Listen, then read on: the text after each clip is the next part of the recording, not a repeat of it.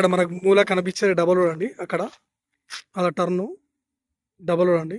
DCM వస్తుంది కానీ మనకి ఇది డబల్ రోడ్ నుంచి ఎగ్జాక్ట్లీ ఇక్కడ మనకు ఒక 50 మీటర్స్ ఉంటుంది.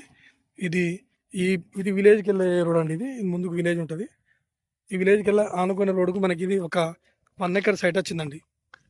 మనకి ఇది 1 ఎకర్ సైట్ అండి. ఇది డబల్ రోడ్ అండి. అట్లా మన డీసీఎం వెళ్ళిపోయి డబల్ రోడ్ అండి. జస్ట్ ఇట్లా ఒక 50 మీటర్స్ అంతే. ఇట్లా మనకు ఒక 1 ఎకర్ సైట్ వచ్చిందండి.